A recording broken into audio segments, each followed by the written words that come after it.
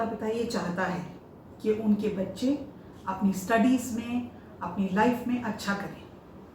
Specially कई बार मुझे ये ईमेल आता है या मैसेज आता है कि मैम प्लीज़ कुछ चीज़ें बताइए, कुछ टिप्स बताइए जिससे हम अपने बच्चे की ब्रेन पावर को बढ़ा सकें। नमस्कार, मैं हूँ डॉक्टर नलिनी तनेजा। मैं एक पेरेंटिंग कोच हूँ, एक लाइफस्टाइल कोच हूँ और अपने चैनल से टिप्स और स्ट्रैटेजी शेयर करती हूँ आपकी ज़िंदगी को बेहतर बनाने के लिए, इस उम्मीद में कि आपकी ज़िंदगी बेहतर बनेगी। तो आज हम बात करते हैं उन 7 टिप्स की जिसके थ्रू आप अपने बच्चे की ब्रेन पावर को बढ़ा सकते हैं।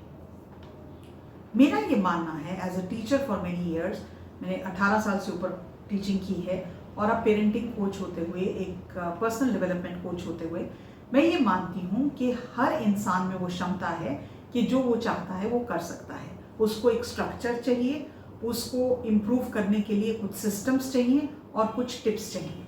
तो आज हम बात करते हैं हम अपने बच्चों की ब्रेन पावर, उनकी दिमागी शक्ति को कैसे बढ़ा सकते हैं। तो एक सबसे आसान और सबसे इम्पॉर्टेंट तरीका ब्रेन पावर को बढ़ाने का ये है कि हम अपने बच्चों में रीडिंग की हैबिट डालें। रीडिंग, अब ये प्रूव करती है रिसर्च कि जब बच्चे किताबें पढ़ते हैं तो उनके दिमाग में बहुत सारे आइडियाज़ आते हैं, उनकी वोकैबुलरी बढ़ती है, उनकी इमेजिनेशन बढ़ती है। तो एज अ पेरेंट एक सबसे आसान चीज़ आप कर सकते हैं कि आप अपने बच्चे के कमरे में उसकी बेड साइड पे बुक्स रखनी शुरू कर दें। एक डेजिग्नेटेड आधा घंटा रोज़ आपने अपने बच्चों को किताबें पढ़ने के लिए एक रूटीन देना है। किताबें कई तरह की हो सकती हैं। अगर आपके बच्चे बहुत छोटे हैं, 3 से 4 साल तक की उम्र के हैं, तो आप उनको किताबें दे सकते हैं पिक्चर बुक्स, जिसमें बेसिकली एक फ़ोटो होगी, एप्पल की फ़ोटो होगी या बेयर की फ़ोटो होगी या बनाना की फ़ोटो होगी और बच्चा उस पिक्चर बुक को जस्ट फ्लिप कर सकता है। अगर आपके बच्चे उससे थोड़ी बड़ी उम्र के हैं तो आप उनको अमर चित्र कथा दे सकते हैं। आप उनको किताबें दे सकते हैं जिसमें चाचा चौधरी है, हमारे टाइम में पराग आती थी, जिसमें छोटी छोटी कहानियाँ हों और वोकैबुलरी बहुत डिफ़िकल्ट नहीं हो, जो बच्चा आराम से पढ़ सके। अगर आपके बच्चे 10 साल की उम्र के हैं तो आप उनको मिस्ट्री बुक्स दे सकते हैं, एनिड ब्लाइटन दे सकते हैं, नैन्सी ड्रू की मिस्ट्री बुक्स दे सकते हैं। आप उनको इंडियन राइटर्स, प्रेमचंद की कहानियाँ दे सकते हैं। कई इंडियन राइटर्स अब हैं जो इतनी खूबसूरत किताबें लिखते हैं और हमारे कल्चर से रिलेटेड वो किताबें हैं। वो किताबें हम अपने बच्चों को दे सकते हैं। कुछ अच्छी किताबों में जब बच्चे उससे भी बड़े हो जाएं तो किताबें साइंस फिक्शन है, आप उनको non fiction books like personal development, wings of fire Abdul Kalam ji की किताब है, वो दे सकते हैं। Letters written from a father to a daughter by Jawaharlal Nehru दे सकते हैं। तो हमारे देश में कोई भी किताबों की कमी नहीं है। There is hundreds and thousands of books which are absolutely beautiful and have the power to not only बच्चे की मस्तिष्क को डेवलप करने की, लेकिन उसको वैल्यू सिखाने की का काम भी वो किताबें कर सकती हैं। तो बच्चों के लिए पंचतंत्र की कहानियाँ जैसे हैं, वो किताबें देना, उनको एक्सेसिबल बनाना। अगर आपके घर के आसपास कोई लाइब्रेरी है तो उसकी मेंबरशिप दिलाना और एक फैमिली रूटीन बनाना कि हम हर सैटरडे को या हम फ्राइडे को हम सब लाइब्रेरी में जाएंगे और अपनी पसंद की किताबें पिक करेंगे। उसको अपनी रोज़ की दिनचर्या में उस रीडिंग हैबिट को डालना। बच्चे कई बार अपने माँ बाप को देखकर बहुत कुछ सीखते हैं। अगर आपको पढ़ने की आदत है तो बच्चे आपको देख के वो बात सीखते हैं। अगर आप एक मैगजीन लेके बैठती हैं या बैठते हैं या एक किताब लेके बैठते हैं तो बच्चे आपको देख के भी किताब लेके बैठेंगे। सो रीडिंग की हैबिट इनकलकेट करना, अदर देन जो बच्चे की कोर्स की किताबें, वो तो उसको पढ़नी ही है। और कोर्स की किताबों में बच्चा इतना इंटरेस्ट नहीं लेता क्योंकि उनको लगता है ये पढ़ाई है, बाप रे फिर से होमवर्क करना पड़ा है, फिर से पढ़ाई करनी पड़ रही है। लेकिन दूसरी किताबें, story books, non fiction, mathematical puzzles, Sudoku books, ये सब चीज़ें हमारे बच्चों की ब्रेन पावर को बढ़ाती हैं। दूसरी चीज़, हमारे बच्चों में क्रिएटिव प्ले की आदत को इनकलकेट करना। अब क्रिएटिव प्ले क्या हो सकता है? क्रिएटिव प्ले वो होता है जिसमें बच्चे अपने प्ले टाइम, जो उनके खेलने का टाइम है, उसमें कुछ इंटरेस्टिंग करें। हम छोटे होते तो हम घर घर खेलते थे। मैं हमेशा एक टीचर बनती थी, मेरी जो फ्रेंड होती थी वो डॉक्टर बनती थी। ऐसे हम लोग क्रिएटिव प्ले करते थे। अच्छा, उस टाइम में अभी भी मिलते होंगे शायद खिलौने, मैं तो खिलौने लिए बहुत साल हो गए हैं। वो एक छोटा सा डॉक्टर सेट आता था, एक किचन सेट आता था, उसमें एक छोटा सा गैस सिलेंडर होगा, एक छोटा सा प्रेशर कुकर होगा, ये सब खिलौने मिलते थे, आज भी शायद मिलते होंगे। अब ऐसी पजल्स आ गई हैं, बच्चे बैठ के स्क्रैबल खेल सकते हैं। Scrabble is a wonderful way to increase the vocabulary of children. बहुत ज़बरदस्त गेम है, मोनोपोली जैसी गेम है जो बच्चों को फाइनेंशियल लिटरेसी सिखाती है। ये सब चीज़ें करने से बच्चों की क्रिएटिव एबिलिटी बढ़ती है, उनको प्ले में भी मज़ा आता है। प्ले फन होता है, मज़ेदार होता है, लेकिन उस प्ले के थ्रू वो अपनी ब्रेन पावर को बढ़ाते हैं, अपनी एबिलिटी टू अंडरस्टैंड थिंग्स को बढ़ाते हैं। तो ये चीज़ें हम कुछ कर सकते हैं अपने बच्चों की मस्तिष्क को बढ़ाने के लिए। तीसरी चीज़ जो मुझे लगता है कई बार हम सोचते नहीं हैं, और हमारे बच्चे इस समय में पैदा हुए हैं जहां उनको 24 घंटे स्क्रीन्स अवेलेबल हैं। स्क्रीन्स मतलब चाहे वो मोबाइल की स्क्रीन हो, चाहे कंप्यूटर की स्क्रीन हो, चाहे वो लैपटॉप की स्क्रीन हो, चाहे वो स्क्रीन हो आईपैड की, ये सब गैजेट्स हमारे बच्चों को अंधाधुन अवेलेबल हैं, 24 घंटे 365 डेज अवेलेबल हैं। अगर हम इस चीज़ पे रिसर्च करें, आप गूगल पे जाइए और रिसर्च करिए कि अंधाधुन स्क्रीन्स पे टाइम स्पेंड करने से आपके बच्चे के मस्तिष्क पे, उसकी फिजिकल बॉडी पे कितना नेगेटिव इम्पैक्ट होता है। तो आप मेरी बात मानिए, आप अपने घर में इतने स्ट्रिक्ट डिसिप्लिनेरियन हो जाएंगे कि एक लिमिटेड टाइम तक ही अपने बच्चों को स्क्रीन्स यूज़ करने देंगे। हमें अब ये पता चल रहा है कि अंधाधुन टाइम स्क्रीन्स पे स्पेंड करने से हमारे बच्चों की मेंटल एबिलिटी कम हो रही है, उनकी सोचने की शक्ति कम हो रही है, उनके कम्युनिकेशन स्किल्स की शक्ति कम होती जा रही है। तो एज अ पेरेंट, एक माँ बाप होते हुए, हम ये चाहते हैं कि हमारे बच्चे की ज़िंदगी में हर चीज़ की बढ़ोतरी हो, कमी तो हो ही नहीं। कोई पेरेंट नहीं चाहता कि हमारा बच्चा पीछे जाए, हर पेरेंट ये चाहता है कि उसका बच्चा आगे बढ़े। तो अपने घर में एक डिसिप्लिन क्रिएट करना अपने लिए भी और अपने बच्चों के लिए भी, कि आपको स्क्रीन टाइम इतना ही मिलेगा, दिन में 1 घंटा आप स्क्रीन। मेरे फैमिली में, मेरे कजन्स की फैमिली में पेरेंट्स बच्चों को मोबाइल देते ही नहीं हैं। They have no access to mobiles, बच्चों के हाथ में मोबाइल नहीं होता। और मेरे ही घर में कुछ ऐसे भी फैमिलीज हैं जहाँ बच्चे 24 घंटे मोबाइल पे लगे रहते हैं, और मैं दोनों में फ़र्क देख पाती हूँ। मैं देख सकती हूँ कहाँ पे उसका नेगेटिव असर हो रहा है और कहाँ मोबाइल ना होने का उसका पॉजिटिव असर हो रहा है। अगर मोबाइल नहीं है तो बच्चे अपने आप को इंगेज करने के लिए कुछ ना कुछ तो करेंगे, कुछ क्रिएटिव करेंगे, कुछ खेलेंगे, बाहर जाएंगे, घूमेंगे, कुछ गेम्स खेलेंगे, उससे उनकी डेवलपमेंट बेटर होती है। तो स्क्रीन टाइम लिमिट करना बहुत ज़रूरी है हमारे बच्चों की ब्रेन पावर को बढ़ाने के लिए। चौथी चीज़, हम एज पेरेंट्स कई बार जब हमारे बच्चे हमसे सवाल पूछते हैं तो हम कहते हैं चुप रहो, कितने सवाल पूछते हो, चुप नहीं रह सकते। हम उनके सवालों को नदारद कर देते हैं या उनका जवाब ही देना नहीं चाहते। उनका जवाब हम इसलिए नहीं देना चाहते क्योंकि हमें लगता है यार कितनी सवाल पूछते हो तुम। लेकिन आप ये भूल रहे हैं कि जब बच्चा वो सवाल पूछ रहा है उसकी क्यूरियोसिटी इन्हांस हो रही है, उसके सोचने की शक्ति, उसकी इमेजिनेशन बढ़ रही है, क्योंकि वो क्यूरियस है, वो जानना चाहता है। अच्छा, ये ऐसे क्यों होता है, वो ऐसे क्यों होता है, देश में ये क्या हो रहा है, पानी से बादल कैसे बनते हैं। दुनिया बच्चों के करोड़ों सवाल होते हैं। तो आप एज अ पेरेंट पेशेंटली, बहुत पेशेंटली उनके सवालों का जवाब देना सीखिए। जब आप अपने बच्चे के सवालों का जवाब देते हैं तो बच्चे को पहले तो बहुत इंकरेजमेंट मिलता है कि मेरे मम्मी पापा मैं जो सवाल पूछ रहा हूँ उसको जवाब देने के लिए हमेशा तैयार है, तो उसका कॉन्फिडेंस बढ़ता है। दूसरी बात, जब हम उनको दबाते नहीं हैं, जब उनको डांट के फटकार के चुप नहीं कराते, वही सवाल जो हम बहुत यूजलेस से समझते हैं उनकी लाइफ को बड़ा करते हैं, उनके दिमाग की क्यूरियोसिटी को बड़ा करते हैं, उनकी इमेजिनेशन की शक्ति होता है। अरे वाह, ये ऐसे होता है। ट्रस्ट मी, आप वो सवाल का जवाब देंगे, उसके बाद एक दूसरा सवाल जरूर होगा।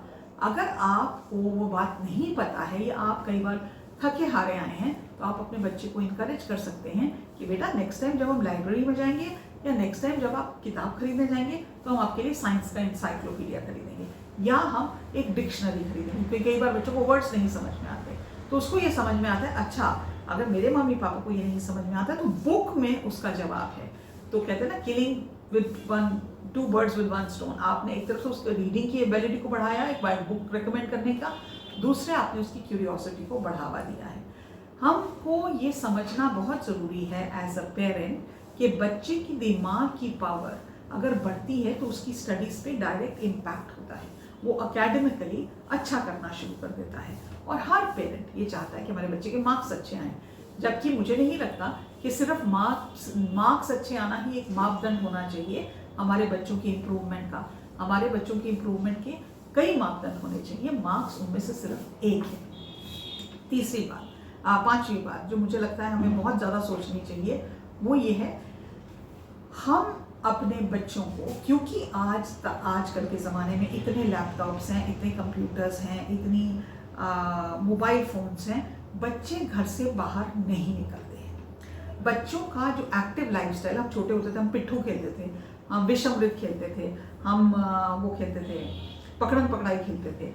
आजकल बच्चे घर से बाहर नहीं निकलते हैं। अब बच्चों के पास बहुत ज़्यादा चॉइसेस हैं, बास्केटबॉल कोर्ट्स बन गए हैं, टेबल टेनिस कोर्ट्स बन गए हैं, लॉन टेनिस है, बैडमिंटन कोर्ट्स हैं। जो हमारे टाइम में हम तो सड़क पे खेलते थे, उस वक्त गाड़ियाँ तो होती नहीं थी, तो सड़कें बिल्कुल खाली होती थी, तो हम रैकेट लेके सड़क पे खेलते थे। बच्चों में फिजिकल एक्टिविटी इनकरेज करना उनकी मेंटल स्ट्रेंथ को बढ़ाता है।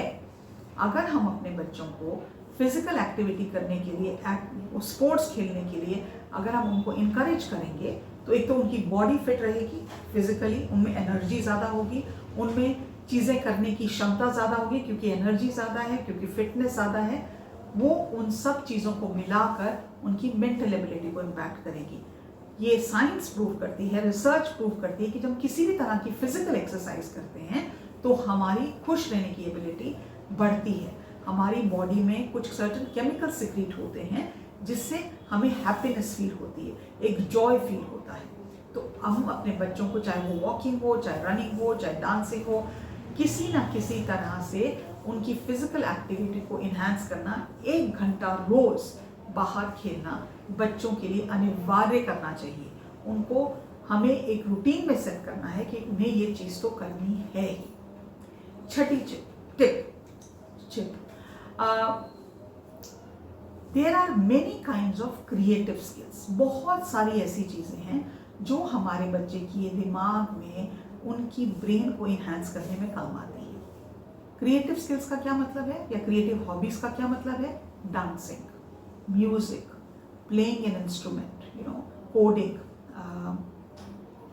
इससे रिलेटेड अपनी मेंटल मैथमेटिक्स, जो कई तरह से बच्चे मैथ्स की पजल्स को सॉल्व करते हैं।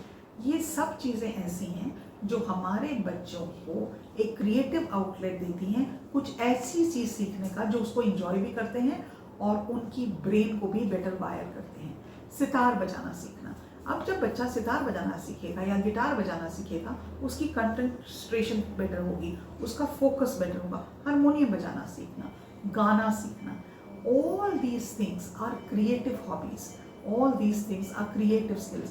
राइटिंग करना, स्टोरीज लिखना, ये सब ऐसी हॉबीज़ हैं जिससे हमारे बच्चों का मस्तिष्क ज़्यादा स्पीड से डेवलप होता है। तो अगर हम एज अ पेरेंट अफोर्ड कर सकते हैं एक म्यूज़िक टीचर लगाना, एक डांस टीचर को रखना, पियानो क्लास के लिए बच्चे को लेके जाना, या बच्चे को कुकिंग सिखाना अगर कुकिंग में उसको इंटरेस्ट है, इन सब चीज़ों से हमारे बच्चों की ओवरऑल पर्सनालिटी तो डेवलप होती ही है, लेकिन उनका एक ज़रिया अपने दिमाग को बेहतर करने का बनता है, क्योंकि उनका कंसंट्रेशन और फोकस आगे बढ़ता है। 7वें टिप, बहुत ज़रूरी टिप, हम बहुत ही डिस्ट्रैक्टेड वर्ल्ड में रहते हैं। आज की दुनिया, जिस दुनिया में हम पल बढ़ रहे थे उससे बहुत अलग है। जब हम पल बढ़ रहे थे तो मेरे घर में तो टेलीविजन ही नहीं था, हम पड़ोसियों के घर जाके हफ्ते में एक बार चित्रहार आता था, उसको देखने जाते थे। आज म्यूज़िक के चैनल्स हैं, MTV है, वाईकॉम है, कितने चैनल्स हैं जो सिर्फ म्यूज़िक, B4U है, सिर्फ म्यूज़िक बजाते हैं।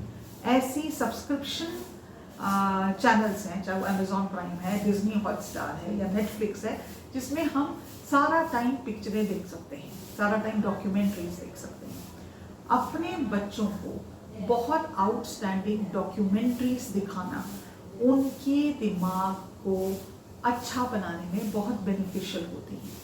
नेशनल ज्योग्राफिक जैसे चैनल देखना, एनिमल प्लैनेट जैसे चैनल देखना, हिस्ट्री जैसे चैनल देखना, जिसमें हमारी animal life, plant life, human body के ऊपर इतनी ज़बरदस्त डॉक्यूमेंट्रीज हैं जो हमारे बच्चों को एक ऐसा नज़रिया प्रेजेंट करती हैं जिसमें उनकी क्यूरियोसिटी बढ़ती है, जिनमें उनसे जिज्ञासा बढ़ती है, जिसमें उनका नॉलेज बेस बढ़ता है।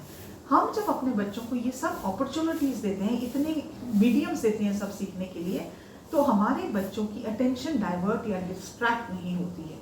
उनको लगता है wow this was an amazing documentary, ये मुझे फिर से देखनी चाहिए। लेकिन जब हम अपने बच्चों को वो जो करना चाहते हैं वो करने देते हैं, तो बच्चों का तो दिमाग इतना डेवलप ही नहीं होता कि वो राइट डिसीजंस ले लें।